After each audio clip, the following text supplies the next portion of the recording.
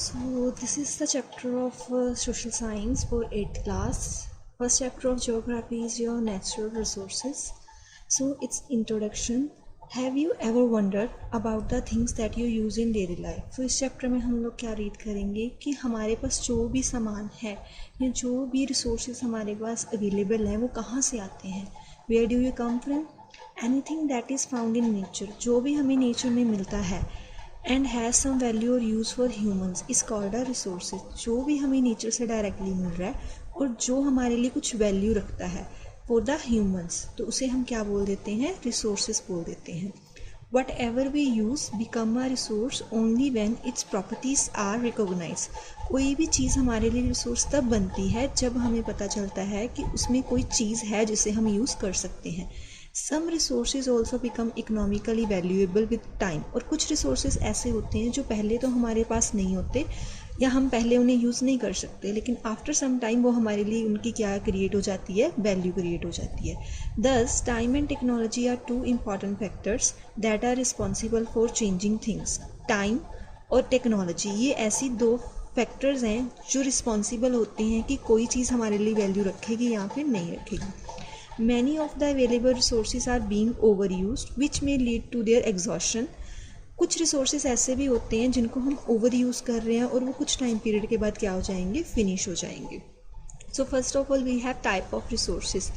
Resources can be of three broad types: natural, human and human made. Resources की जो basic classification है वो तीन तरह की हो सकती है: natural, human and human made हो सकती है. The pattern of resources utilization help us to make the right choice in the resources development, to create wealth and to sustain further development. जो पैटर्न होता है रिसोर्सेज को use करने का वो ये होता है कि हम पहले उसे प्रॉपरली यूटिलाइज़ करें और उसके बाद हम उसकी डेवलपमेंट करें ताकि हमारी वेल्थ में इंक्रीज़ हो सके और हम उसे फ्यूचर के लिए भी सस्टेन करके रखेंगे. Next we have natural resources. Natural resources are those resources that occur naturally and support life. ऐसे रिसोर्सेज जो हमें नेचर से डायरेक्टली मिलते हैं और हमारी लाइफ में वो क्या करते हैं? हेल्प करते हैं. फॉर एग्जाम्पल वाटर है, एयर है, sunlight. Natural resources include minerals, fossil fuels, forest etcetera. Natural resources में फॉसिल फ्यूल, फॉरेस्ट और मिनरल्स भी आते हैं. That satisfy human wants. ये बेसिकली हमारे लिए क्या करते हैं? हमारी ह्यूमन वांट्स को सेटिस्फाई करते हैं.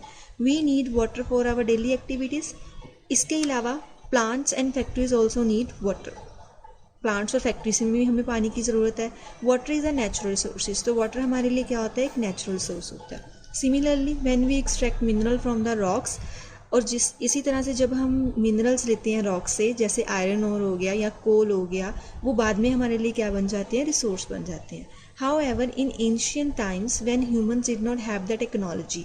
पुराने समय में जब ह्यूमंस के पास टेक्नोलॉजी नहीं थी वो क्या कर पाए? मिनरल्स को एक्सट्रैक्ट कर पाए या रॉक्स को वो यूज़ नहीं कर पा रहे थे, तो इसलिए हम क्या बोलते थे? These have no values for us. तो उस टाइम पे वो हमारे लिए रिसोर्स नहीं थे. Some natural resources that can be immediately used are air, water, fish, fresh fruits and vegetables. Other resources have to be processed to make them useful to man. Resources like जो air, water, fish, fresh fruits और vegetables हैं, ये हमें nature से जैसे मिलते हैं हम डायरेक्टली उन्हें कंज्यूम कर सकते हैं, लेकिन कुछ ऐसे रिसोर्सेज भी होते हैं जिनको हमें क्या करना पड़ता है? फर्दर प्रोसेस करना पड़ता है ताकि हम उसे यूज़ कर पाएँ. द आयरन और copper required for various industry to obtain something their ores. Same way में जैसे आयरन और कोल हमारे पास आता है या कॉपर आता है डायरेक्टली एक्सट्रैक्ट होता है माइन से, हम उसे यूज़ नहीं कर सकते, लेकिन पहले वो कहाँ जाता है? इंडस्ट्रीज़ में जाता है और उनसे कोई प्रोडक्शन करने के बाद वो हमारे पास आता है जिसे हम यूज़ कर पाते हैं. Even fuel we use to run a vehicle या gas require to cook food, ये सारे भी पहले क्या किए जाते हैं? प्रोसेस किए जाते हैं. The only resources require value and fulfil needs. उसके बाद ही ये हमारे लिए इनकी कोई वैल्यू क्रिएट होती है और हम इन्हें यूज़ कर सकते हैं. Resources can B classified on the basis of.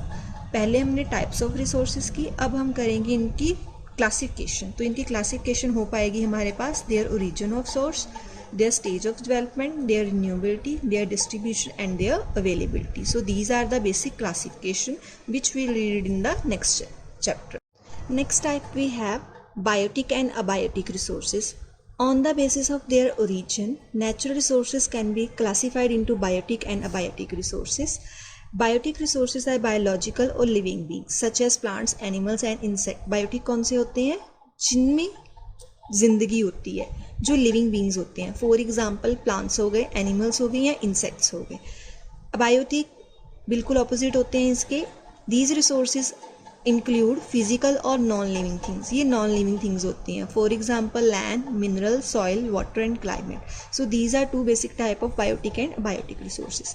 Next we have actual and potential resources. On the basis of their stage of development, natural resources can also be divided into actual or potential resources. Resources whose quantity and quality are known to us. ऐसे resources जिनकी quality और quantity हमें पता है, उनको हम कौन से resources बोलते हैं? Actual resources बोलते हैं. Oil reserve, hydroelectricity और tidal power deposit of iron और are example of actual resources, क्योंकि हमें पता है कि ये हमारे पास कितनी क्वांटिटी में हमारे पास अवेलेबल है, सो दैट हम इन्हें यूज़ कर पाएंगे. So these are known as your actual resources. Next we have potential resources. On the other hand, these are those resources that are known to exist but have not been used yet. ये ऐसे resources होते हैं जिनके बारे में हमें पता है कि वो है हमारे पास, बट अभी हम उन्हें यूज़ नहीं कर पा रहे. Waterfalls, wind and solar energy are known as your potential resources, क्योंकि वाटरफॉल्स और विंड और सोलर एनर्जी को यूज़ करके हम लोग इलेक्ट्रिसिटी को प्रोड्यूस कर सकते हैं, बट राइट नाउ हम इसे यूज़ नहीं कर पा रहे due to the technology. So these are known as potential resources.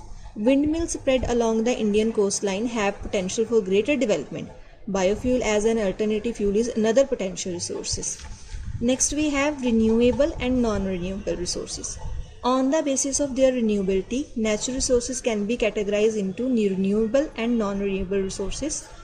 Soil, water and forest that can be renewed or replenished quickly are called renewable resources. जो रिसोर्सेज हम थोड़े time period के बाद हमारे पास अवेलेबल हो जाते हैं, उनको हम कौन से रिसोर्सेज बोलते हैं? रिन्यूएबल रिसोर्सेज बोलते हैं. On the other hand, resources like iron और gold, petroleum, coal etcetera that are depleted and can not develop quickly are known as non renewable resources. और ऐसे रिसोर्सेज जो हमारे पास जल्दी नहीं आएंगे, फिनिश हो जाएंगे एक टाइम पीरियड के बाद, these are known as a non renewable resources. These may take millions of years to form. इनको बनाने के लिए हमें क्या लगेंगे? मिलियंस ऑफ ईयर्स लगेंगे, ताकि वो हमारे पास दोबारा अकर हो सके. Next we have continue resources. Based on their availability, natural resources can be continuous. Such resources are always available, do not rely on human action. ये ऐसे रिसोर्सेज होते हैं जिनको ह्यूमन एक्शंस का वेट नहीं करना पड़ता, ये अपने आप होते रहते हैं. फॉर एग्जाम्पल सोलर एनर्जी है एंड टाइडल एनर्जी है. ये दो एग्जाम्पल हैं कंटिन्यूस रिसोर्सेज की. टाइडल एनर्जी हमारी होती है जो हम ओशन से टाइड्स के थ्रू प्रोड्यूस करते हैं. Next we have ubiquitous and localised resources. Resources can also be classified on the basis of their distribution. They can be ubiquitous और localised resources. Resources like air we breathe, water we drink and sunlight that are found everywhere, so these are known as ubiquitous resources. So simple, जो resources हमारे पास हर जगह पे हर समय मौजूद है, that is known as your ubiquitous resources. But the resources that are found in certain places only, कुछ ऐसे resources जो सिर्फ पर्टिकुलर सिचुएशंस पे या पर्टिकुलर प्लेसेस पर ही मिलते हैं, उनको हम लोकलाइज्ड रिसोर्सेज कह देते हैं. For example copper and iron ore, इनकी माइंस किसी खास पर्टिकुलर ज्योग्राफिकल एरिया में ही है, हर जगह पर हमारे पास ये अवेलेबल नहीं है. So that is why these are known as localised resources. Next we have distribution of natural resources.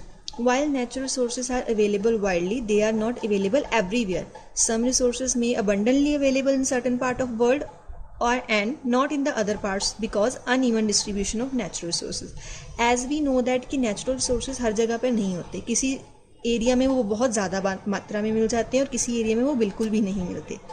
Reason क्या है इसके? Reason being different landforms and climatic conditions world over, क्योंकि वर्ल्ड के हर पार्ट में डिफरेंट लैंडफॉर्म्स हैं और climatic की conditions भी डिफरेंट है. Also, the number of people living in an area, their dependence on natural resources vary. Moreover, technology and money are required to convert natural resources, occurring raw material into resources and then into human-made resources. The resources also change over time. उनको resources को time के according उन human resources में change करने के लिए हमें technology की ज़रूरत पड़ती है, जो हर जगह पर हमारे पास अवेलेबल नहीं है. Human resources. Human resources constitute human beings themselves. Human resources क्या होते हैं? जो ह्यूमन खुद होते हैं। These are also known as human resources. Human resources are considered to be most important resources because no gift of nature can be developed and utilized as a resource. अगर humans ही नहीं होंगे तो हम जो resources हमारे पास पहले हमने पढ़े हम उन्हें यूज़ ही नहीं कर पाएंगे। सो दैट इज़ वाई ह्यूमन एक ऐसा रिसोर्स है जो बाकी रिसोर्सेज को यूज़ करने में हमारी हेल्प करता है। When we talk of human resource, it must assess both in terms of quality and quantity. Not only must there enough humans to exploit the nature, they must have the techniques to utilize them in best possible manner. अब इसका मतलब ये नहीं है कि एक जगह पर ह्यूमंस है तो वो रिसोर्सेज हमारे लिए बन जाएगा। ह्यूमंस के साथ साथ हमें टेक्निक भी और टेक्नोलॉजी भी वहाँ पे होनी ज़रूरी है। अगर ये दोनों होंगे तभी वो हमारे लिए रिसोर्स बन पाएगा, अदरवाइज नहीं।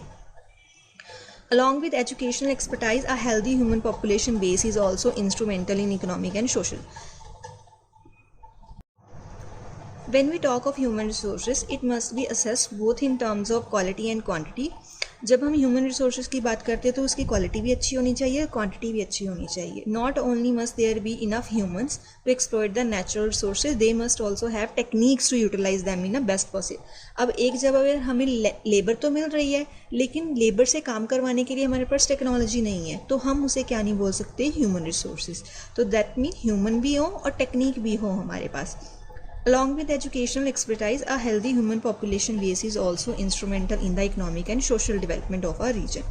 अगर हमें एक एजुकेशनल हाईली क्वालिफाइड पॉपुलेशन चाहिए तो इसके साथ साथ वो हेल्दी भी होनी चाहिए, तो तभी हमारी इकोनॉमिक और सोशल डेवलपमेंट हो पाएगी, अदरवाइज नहीं हो पाएगी। A natural resource become a worthwhile resources only when humans have a use for it. एक रिसोर्स तभी हमारे लिए वर्थवाइल रिसोर्स बनता है अगर हमें वो यूज़ करना है तो। For example, mineral oil become useful resource only when it is extracted and converted to petroleum jelly or turpentine oil. ये तभी हमारे लिए मिनरल ऑयल एक यूजेबल चीज़ बनता है जब हम उसे किस में कन्वर्ट करते हैं? पेट्रोलियम जेली में या फिर टर्पंटाइन ऑयल में। When the quality of education, skill and expertise go up, human beings are able to create more resources. This phenomena is known as human resource development. कि जब एक वैल्यू एजुकेटेड पर्सन अच्छी technology use करके resources को और ज़्यादा better manner में use करता है तो उसे हम क्या बोलते हैं? ह्यूमन रिसोर्स डेवलपमेंट बोल देते हैं। The development of technology, practical application of science to commerce and industry has enabled some countries to develop on a massive scale. ये तीनों एस्पेक्ट साथ साथ में इम्प्रूव होने के साथ बहुत सारी कंट्रीज़ ने अपने आप को डेवलप किया है। टेक्नोलॉजी भी हो, साइंस भी हो, कॉमर्स भी हो और इंडस्ट्री भी हो, ये सारे एस्पेक्ट्स अगर सोसाइटी के कवर होते हैं तो एक कंट्री अच्छे से ग्रोथ कर सकती है। Next we have human made resources. Beside human resources, there are resources made or created by human beings. कुछ ऐसे resources भी होते हैं जो कौन क्रिएट करता है? humans क्रिएट करते हैं, उनको हम human made या man made resources बोल देते हैं। They play a vital role in the utilization and development of natural resources. ये क्या करते हैं? हमारे लिए बेटर डेवलपमेंट और यूटिलाइजेशन के अपॉर्चुनिटीज लेके आते हैं to use the natural resources properly. Such resources include technical expertise, government structure, political and economic institution, as well as social and cultural setup. किसी भी रिसोर्सेज को ह्यूमन मेड रिसोर्सेज है या ह्यूमन है, उन सबको technical expertise, government structure, political और economic institution चाहिए ही चाहिए so that they can develop properly. How do human extract minerals to और create equipment to use resources? Humans कैसे किसी मिनरल को या इक्विपमेंट को यूज़ करते हैं एज अ रिसोर्सेज? तो answer of that is technology. It is technology that helps them to do so. It is worthwhile to remember the technology is a human made resource. तो हमें ये ज़रूरी जानना पड़ेगा कि वो टेक्नोलॉजी हमारे लिए अच्छी है या नहीं है।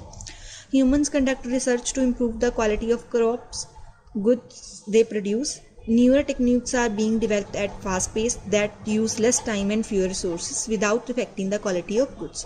ह्यूमन कंटिन्यूसली रिसर्च करते रहते हैं ताकि वो क्रॉप्स की और गुड्स की अच्छी क्वालिटी को प्रोड्यूस कर पाएँ, नई टेक्निक्स लेके आ पाएँ ताकि टाइम कम लगे लेकिन हमारी क्वालिटी ऑफ गुड्स उतनी ही अच्छी रहे।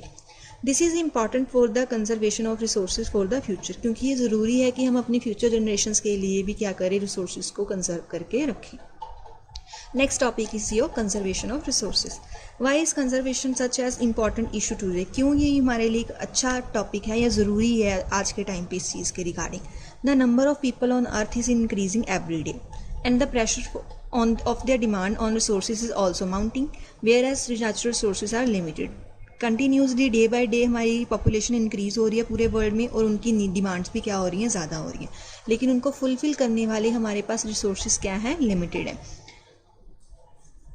सम और it can be renewed but that में टेक वेरी लॉन्ग टाइम. कुछ रिसोर्सेज को हम लोग क्या कर सकते हैं, रिन्यू कर सकते हैं, लेकिन उनको रिन्यू होने में बहुत सारे साल लगते हैं. Therefore conservation is important. That is why हमें क्या करना पड़ेगा, सेव करना ही पड़ेगा for the future generations. Conservation can be defined as protection of natural resources. अगर डेफिनेशन बोले कंजर्वेशन की, so that is your can be defined as protection of natural resources, की नेचुरल रिसोर्सेज को प्रोटेक्ट किया जाए. Scientist first examine how and why natural resource are being depleted. पहले तो scientist ये जानने की कोशिश करते हैं कि हमारे रिसोर्सेज कैसे डिप्लीट हो रहे हैं, फिनिश हो रहे हैं, and then find ways to solve the problem. फिर प्रॉब्लम्स को सॉल्व करने के लिए सोल्यूशन को फाइंड आउट किया जाता है. What are the some of the ways in which natural resources are being affected. कैसे इफेक्ट हो रहे हैं हमारे resources. Human activities have been identified as one of the primary course. Resources के फिनिश होने का सबसे मेन कारण क्या है, ह्यूमन एक्टिविटीज़ है. Major causes of degradation of environment are air pollution, the clearing of forest, over extraction of minerals resources, overgrazing of pasture by farm animals, poaching of animals. So all these are reasons जिनकी वजह से हमारे resources finish हो रहे हैं.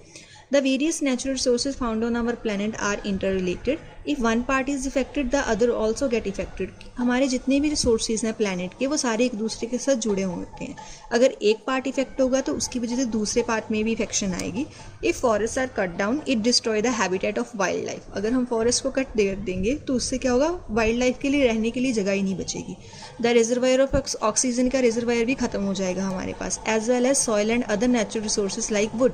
ये सब भी फिनिश हो जाएगा. अब इन सब का एक ही कारण था, that was forest are cut down. People dependent on forests lose their livelihood. Similarly, when the air is polluted, one industry, it causes breathing problems among people over a large area. This can be also lead respiratory diseases among them. So, industry तो एक ही जगह पे है, लेकिन pollution वही कर रही है, लेकिन उसका इफेक्ट सारे ही सोसाइटीज़ पर होता है. Resources and sustainable development. Next topic है हमारा. Global warming, water pollution, air pollution and careless use of natural resources are threatening our world today. It is important therefore to protect our land, environment and natural resources. Sustaining resources imply the use of existing resources in such a way that they may be available for a long time. हमें resources को इस तरह से use करना चाहिए ताकि हम उन्हें long time period तक use कर पाएँ. Resources conservation is a process using of available resources judicially so that they may not be get depleted or may have time to renew. इस तरह से यूज़ करो कि वो ज़्यादा टाइम पीरियड तक हमारे पास रह सके और हम उन्हें यूज़ कर पाएँ. Sustainable development is use of resources without depleting them and also looking after the social and environment effect of such use. और sustainable development होता है कि resources को deplete होने के बिना हम उन्हें अच्छे से यूज़ करें so that social and environmental effect कम से कम हो सके. Hence, we need to manage the use of resources wisely in such a way that there is sufficient food, water and means of livelihood for the present and future generation. तो हमें अपने resources को इस तरह से use करना चाहिए कि वो आज की ज़रूरत को भी पूरा कर पाएँ और फ्यूचर की भी. To work towards sustainable development. Sustainable development करने के लिए हमें नीचे दिए गए स्टेप्स को फॉलो करना चाहिए. सबसे पहले recycle and reuse of resources. Avoid wastage, चाहे वो पेपर है, प्लास्टिक है और वुड है. Take care against excessive consumption. Control activities related to pollution, preserve the biological diversity on earth, use resources that are easily available and can be replaced at low cost. So हमें ये सारे factors अपनाने चाहिए ताकि हम क्या कर पाएँ, अपने नेचुरल रिसोर्सेज को अच्छे से यूज़ कर पाएँ. Thank you.